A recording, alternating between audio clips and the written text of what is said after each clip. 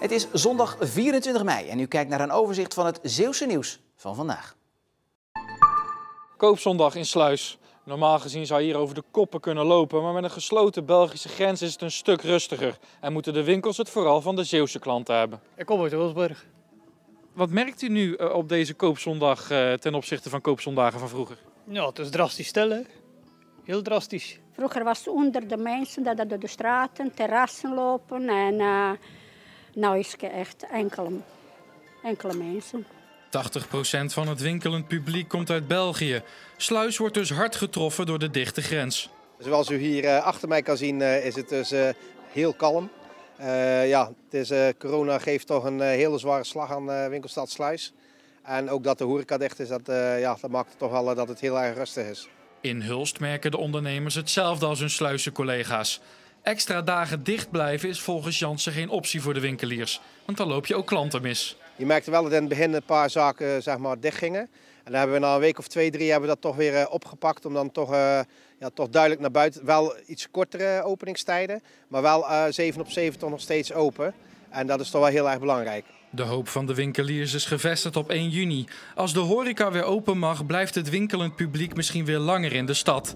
En dan blijft het wachten tot de Belgische grens weer open gaat. Voor voetballer Bradley de Nooijer uit Oost-Soeberg zijn het vreemde dagen. Zijn ploeggenoten bij de Roemeense club Viitorul Constanta zijn alweer begonnen met trainen, terwijl de Nooijer in Oost-Soeberg een balletje trapt met zijn broertje Janilio. Ik wou er heel graag bij zijn, maar ik had geen vluchten, dus dat was een beetje het probleem. Maar ik heb gelukkig een vlucht morgen om 9:10. Dan hoop ik dat ik snel kan starten. Snel starten is alleen niet mogelijk voor de Nooijer, want bij aankomst in Roemenië moet hij eerst 2 weken in quarantaine. Dat betekent dus dat hij nog even moet wachten om mee te doen met de groepstraining. Ik weet ook nog niet precies hoe we dat gaan doen. Maar ja, dat zie ik dan wel. Eerst maar gewoon zorgen dat ik daar aankom, ook veilig. Want ik vlieg van Amsterdam naar Praag en dan van Praag naar Boekarest. Dus eerst dat maar even zien te overleven. Vooralsnog gaat op 14 juni de Roemeense voetbalcompetitie weer van start. Iets waar de Nooijer erg naar uitkijkt. Ja, ik mis het trainen wel, maar wat ik het meest mis is gewoon zijn de wedstrijden gewoon eigenlijk. Dat is het. Want nu moet je wel gaan trainen in een groepje van 4. Maar ja, uiteindelijk doe je het toch voor de wedstrijden. Dat is het leukst. En voorlopig zit het met de traptechniek van de Nooijer nog wel goed. Ja, zo doe je dat, jongens. Deze pop-up supermarkt van vis- en vleeshandel G&B uit Ierseke werd uit nood geboren vanwege de crisis. Maar het bevalt goed. Het bedrijf wil ermee doorgaan. Komen er nog meer vleesproducten zo meteen vanuit de vleeswacht? Ja, sucade zijn we nog aan het bijsnijden. Ja. Stitsels zien we nog aan het maken. Het bedrijf is een groothandel voor de horeca, maar toen op zondag 15 maart bekend werd dat die allemaal dicht moesten, werd er snel gehandeld. Onze koelcel stond echt tot aan het nokje vol. En toen hebben we gezegd van oké, jongens, schouders onder, we gaan onze winkel bouwen. Nou, dat ziet je achter me natuurlijk. En zo zijn we eigenlijk onze pop-up store in 2 dagen begonnen. Het runnen van een supermarkt blijkt toch wel iets anders dan een groothandel. Iedere dag leren ze bij. Ook de verpakkingen. Dat moet ook aangepast worden. We hadden eerst de 500 gram verpakkingen, maar dat werkt natuurlijk niet. Dus dan zijn we overgestapt op 150. Nou, en zo leer je eigenlijk elke keer weer bij. Nu is het zo'n succes dat de kans groot is dat het bedrijf er na de coronacrisis mee doorgaat. Het heeft zeker toekomst. Ook mede door de positieve, goede reacties, vragen ook van mensen die echt zeggen van oh alsjeblieft, je gaat er toch wel mee door. We gaan er zeker mee door. En zo zijn we ook iedere keer weer aan het kijken voor producten erbij. Het wordt steeds meer en meer.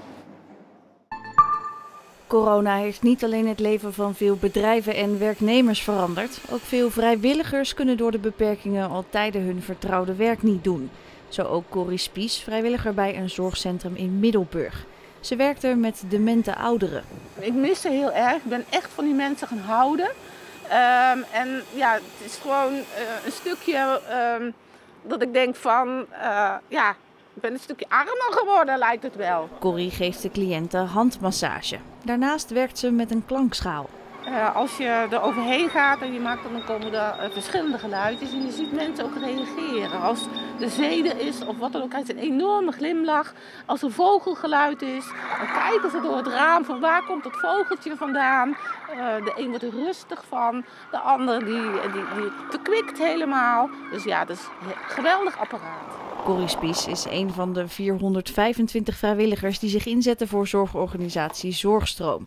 Ze merken dat het voor veel vrijwilligers lastige tijden zijn. Er zijn ook vrijwilligers die soms 40 uur komen, wat eigenlijk gewoon een daginvulling voor hen is. Nou, je moet je voorstellen dat dat allemaal wegvalt en je kan er niet meer zijn. Ja, dat het een groot gat is en daarbij is je wereld ook ineens thuis een stuk kleiner geworden. Corrie is nu tijdelijk belmaatje geworden. Wekelijks belt ze met een bewoner. Zo heeft ze het gevoel dat ze toch iets zinvols kan doen. Want hoe welkom ze hier anders altijd is, voorlopig zullen de deuren nog gesloten blijven.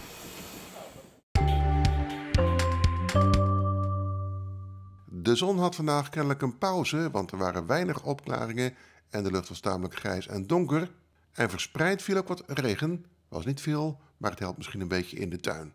Een koele dag ook door de bewolking, maar de wind was dus veel minder dan gisteren, met windkracht 3 tot 4, aan zee af en toe windkracht 5. En de wind neemt ook nog af vanavond en vannacht. Er kan lokaal nog wel een bui of wat lichte regen vallen. Vannacht komen er ook wat bredere opklaringen bij.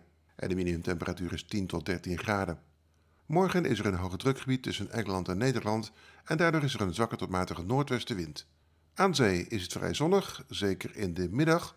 Landinwaarts is er meer bewolking en daar is 's middags vooral wat stapelbewolking. Maximumtemperatuur morgenmiddag 17 tot 19 graden.